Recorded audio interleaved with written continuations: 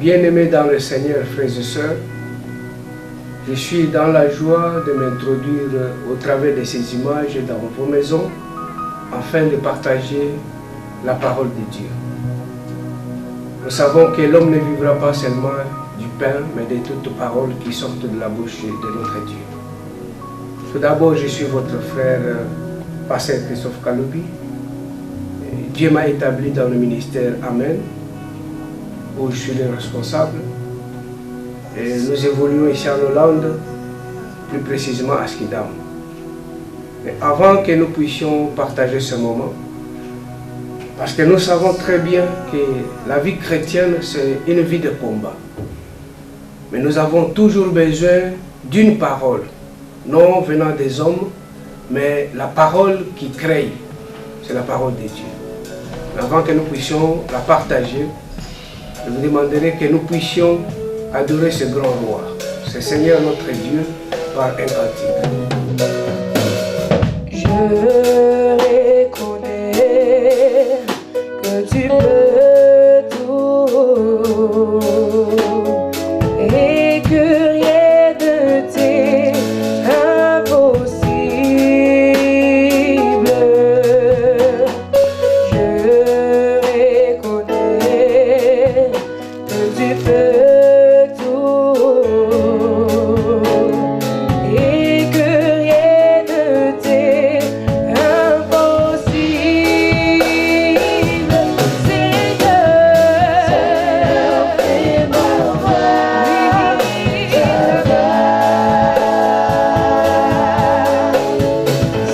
Seigneur, fais ma voix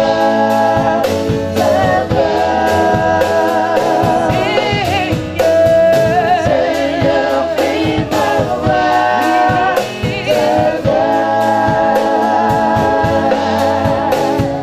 Seigneur, fais ma voix ta voix. Seigneur, fais ma voix ta voix.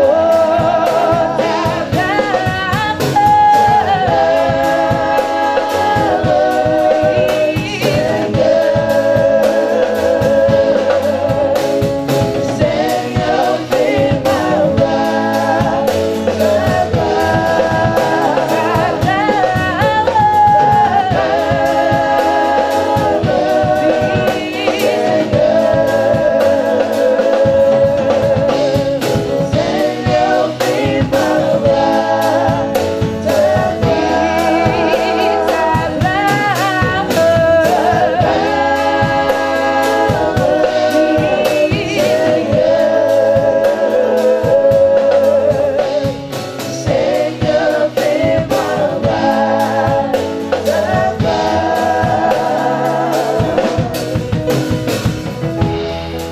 Gloire soit rendue à notre Dieu, comme nous venons d'adorer notre Seigneur, nous voulons partager ce message. Et nous ouvrons nos Bibles, mes bien-aimés, et dans le livre de 2 Corinthiens, chapitre 6, le verset 2. Nous allons lire au nom de Jésus-Christ de Nazareth. Car il est dit, au temps favorable, je t'ai exaucé. Au jour du salut, je t'ai secouru. Voici maintenant le temps vraiment favorable. Voici maintenant les jours du salut. Nous courbons nos têtes. Nous allons prier pour la parole. Éternel notre Dieu, notre Père, au nom de Christ Jésus de Nazareth, nous voici au-devant de ton trône de grâce. Toi qui parles mieux que quiconque, parle-nous maintenant. Édifie-nous, éternel notre Dieu. Corrige-nous au travers de ta parole et que toute la gloire te soit rendue. Dans le nom puissant et précieux de Jésus-Christ. Amen. Comme nous venons de lire ce passage, mes bien-aimés, notre message, je l'ai intitulé « Concentrez-vous sur aujourd'hui ». Aujourd'hui, c'est un mot. Pourquoi aujourd'hui? Parce que le Seigneur notre Dieu, quand on lui demanda comment tu t'appelles, il dit que je m'appelle « Je suis ». Je suis, c'est le présent. Et pourquoi nous voulons partager ce message? Parce que la plupart d'entre nous, les enfants de Dieu, nous passons beaucoup de temps à regretter ce que nous n'avons pas pu faire. Nous redoutons, nous avons la peur de ce que nous pouvons rencontrer, le défi de demain. Mais nous ignorons que c'est aujourd'hui que tu peux construire ton lendemain. C'est aujourd'hui que tu peux encore recommencer. En regardant ce passage, Dieu dit que je m'appelle je suis. C'est le présent. Et la plupart d'entre nous, mes bien-aimés, comment pourrions-nous nous approcher de notre Dieu? Parce qu'il dit que ceux qui s'approchent de Dieu, ils doivent tout d'abord croire que Dieu existe et il lui rémunère ce qu'il cherche. Et ce n'est pas avec notre force, ce n'est pas avec l'intelligence. La Bible nous dit que c'est par notre foi. Le salut même que nous avons, au travers de notre Seigneur Jésus-Christ, ce n'est pas une mérite, c'est parce que nous avons cru. Et on n'a pas cru pendant beaucoup de jours. C'est un jour où nous avons écouté la bonne nouvelle. Nous avons expérimenté la bonté de Dieu. C'est ce jour-là que nous avons pris la décision de donner notre vie au Seigneur. Et ce jour-là, nous étions sauvés, inscrits dans le livre de vie. Ça n'a pas duré. Le Seigneur n'a pas regardé le nombre des années que nous avons marché dans l'ignorance. Il n'a pas regardé au nombre de péchés que nous avons commis pendant tant d'années. Mais le jour où nous l'avons confessé, il nous a reçus comme des enfants. C'est ce que la Bible nous dit dans le livre des Hébreux au verset 1er du chapitre 11. Or, la foi, c'est une ferme assurance des choses qu'on espère, la démonstration de celles qu'on ne voit pas. Le salut, mes bien-aimés, comme je l'ai dit, ce n'est pas quelque chose à reporter le lendemain. C'est quelque chose à saisir. Aujourd'hui, nous voyons, mes bien-aimés, que la foi, c'est maintenant. La foi agissante, c'est maintenant. Un jour, le Seigneur Jésus-Christ, qui visitait tout le temps une maison, nous connaissons l'histoire de Marthe, Marie et de Lazare. Ils étaient habitués avec le Seigneur. Mais le Seigneur leur disait toujours de croire, de se fortifier, de rester ferme.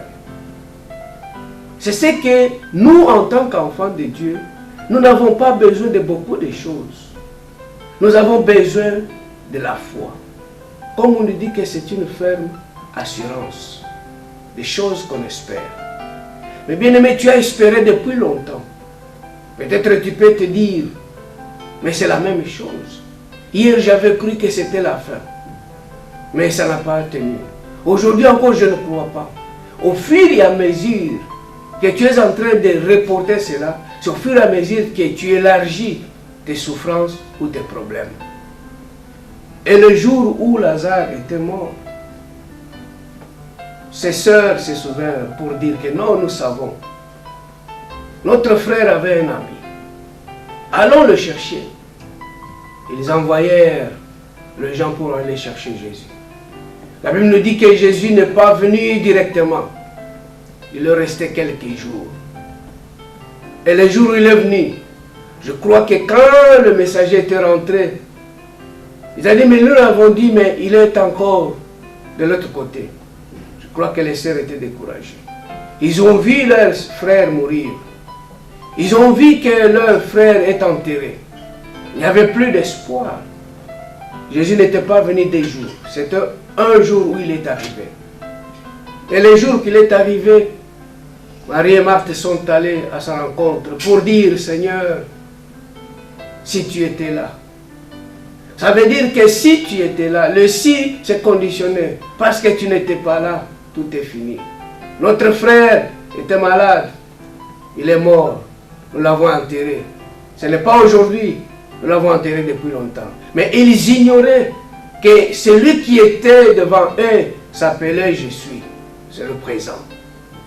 Et Jésus leur dit, Ne t'ai-je pas dit, si tu crois, tu verras la gloire de Dieu.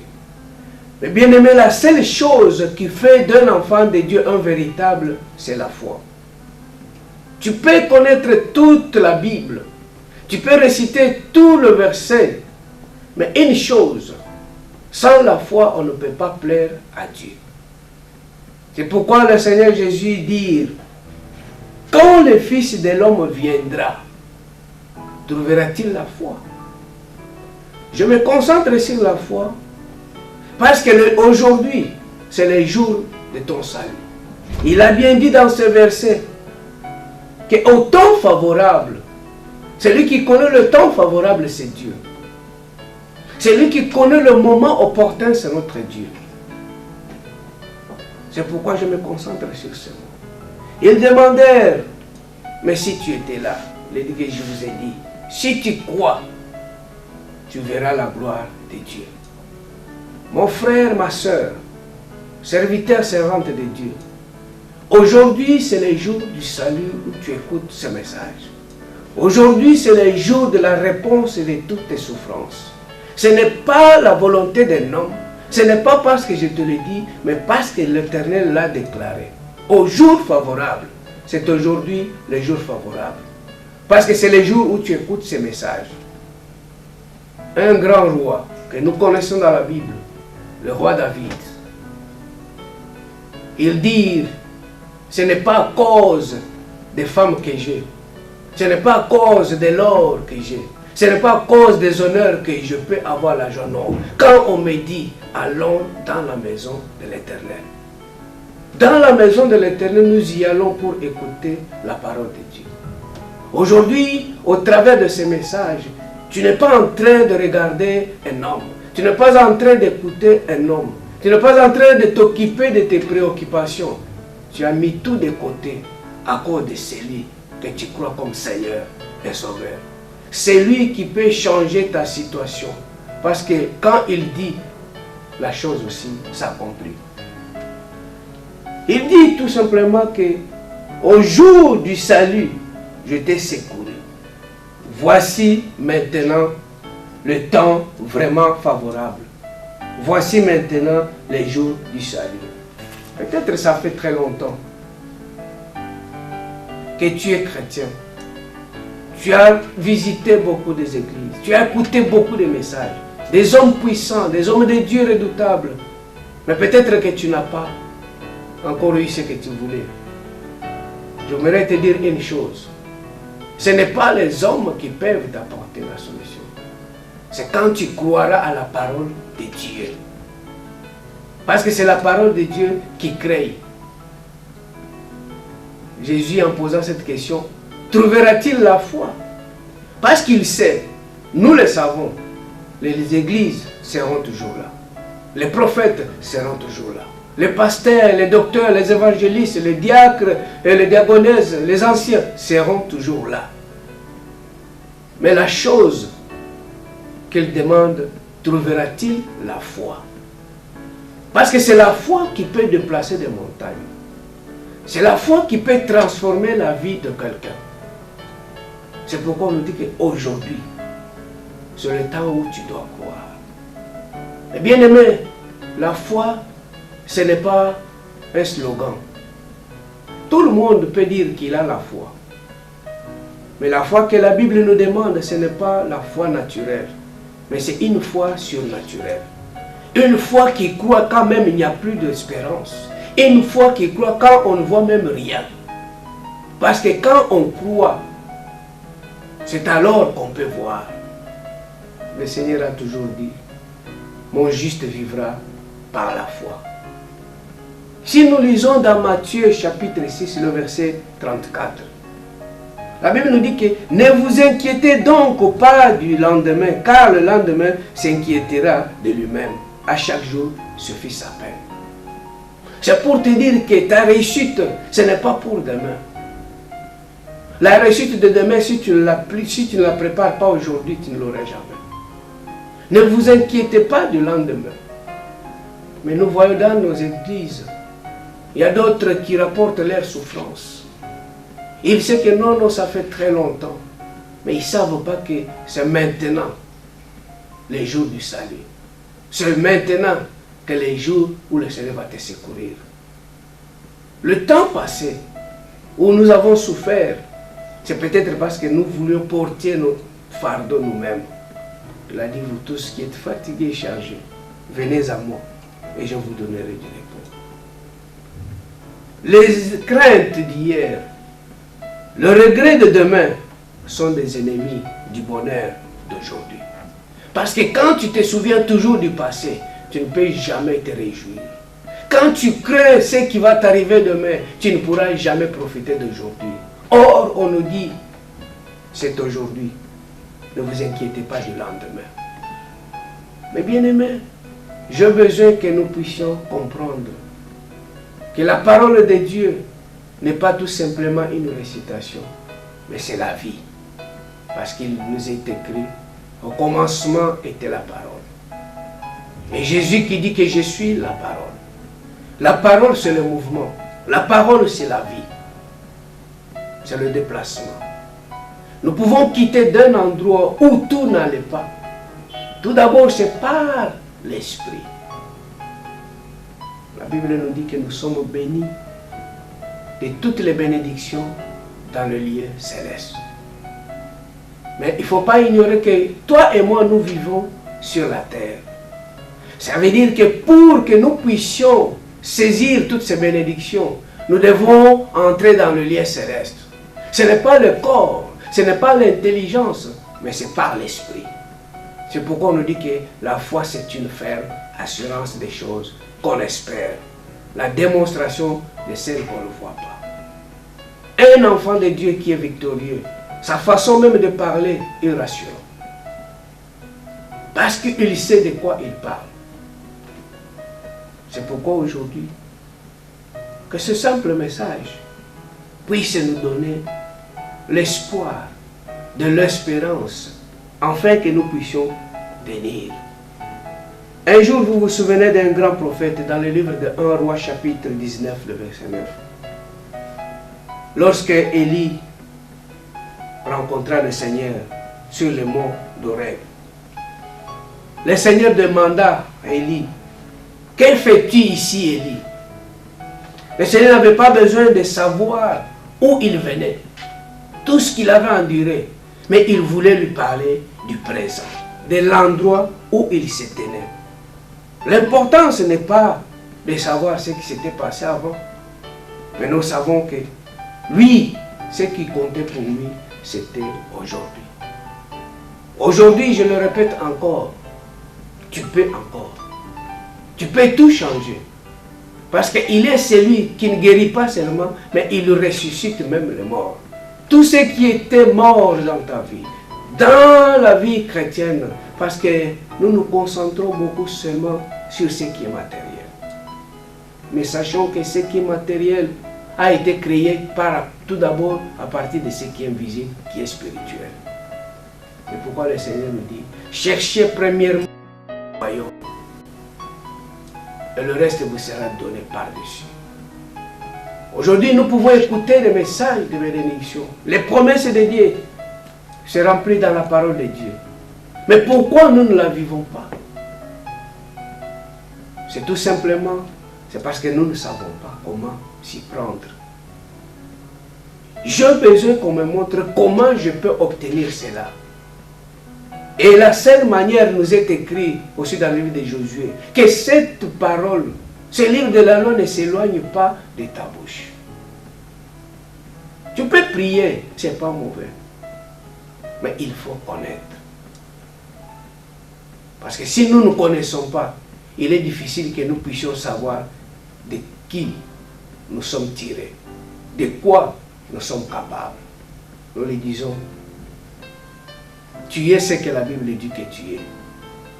Si tu es créé à l'image de Dieu, tu peux faire ce que Dieu fait. Et Jésus même l'a dit que vous le ferez encore, même de plus grand que ce que moi je fais. Vous voyez, mes bien-aimés, que Élie était devant la solution. Il a souffert beaucoup. Les gens le méprisaient. Ce n'est pas parce qu'il était mauvais. Aujourd'hui, nous pouvons aussi nous poser des questions. Mais moi, je prie Mais moi je crains Dieu. Mais pourquoi toutes ces situations? Sache que c'est le chemin, c'est la voie que le Seigneur a tracée pour te former. Il a tracé pour que tu puisses atteindre ta destinée. Dieu dit à Abraham, quitte ton père et ta mère, va dans ce pays que je te montrerai. Mais quand Abraham est arrivé à cet endroit, c'était comme si c'était le contraire de ce que Dieu avait dit. Il pouvait se dire, mais dans la maison de mes parents, j'étais quand même bien. Et si je retrouve maintenant, il y a la famine. Bien qu'il était parti en Égypte, et c'est au même endroit où Dieu l'avait promis, le même endroit où il a eu sa bénédiction. Jésus nous a fait entrer dans une vie de puissance, une vie fructueuse et active. Parce qu'il a dit, à tous ceux qui l'ont reçu, il leur a donné le pouvoir de devenir enfants de Dieu. Il n'a pas dit qu'automatiquement vous êtes des enfants de Dieu. Il nous a donné la capacité de devenir enfants de Dieu. Cette capacité crée. Cette capacité transforme. Et c'est la même capacité qui peut changer ta vie. Si tu crois aujourd'hui. Et pour terminer, si nous lisons dans le livre des psaumes, chapitre 1er, le verset 7, le verset 8, la Bible nous dit, je publierai le décret de l'Éternel. Il m'a dit, tu es mon fils. C'est moi qui t'ai engendré aujourd'hui.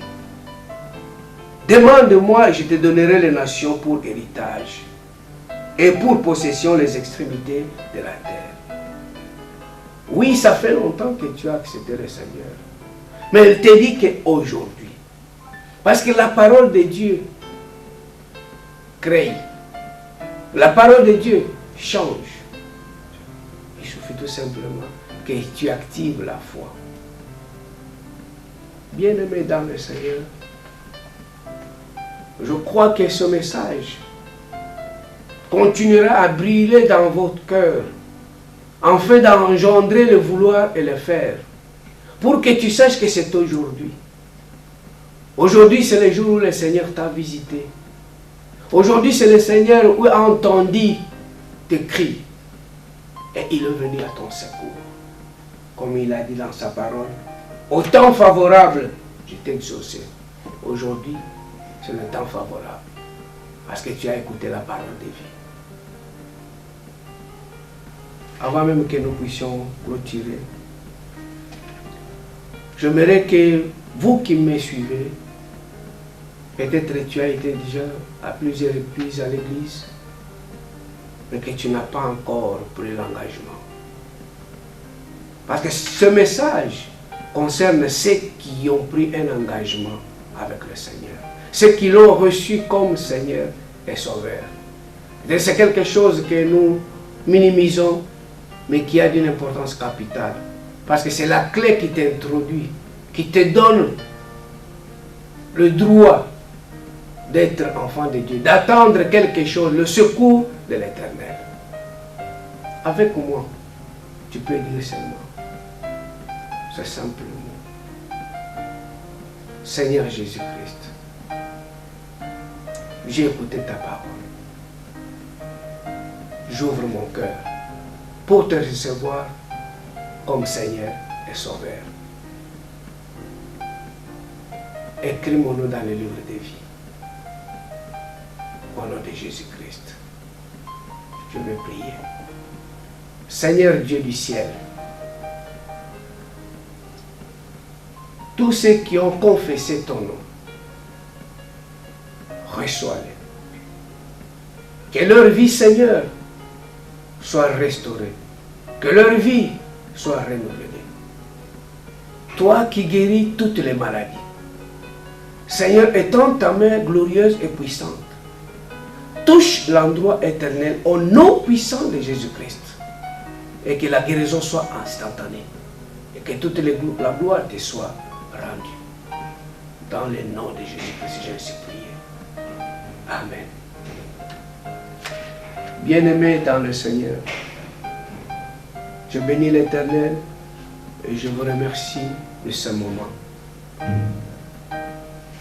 Je crois que notre adresse, nos coordonnées se déroulent en bas de l'écran. Vous pouvez nous visiter. Nos portes sont grandement ouvertes pour nous recevoir. Afin que Amen Ministry soit une deuxième maison pour toi. Que Dieu vous bénisse. Amen.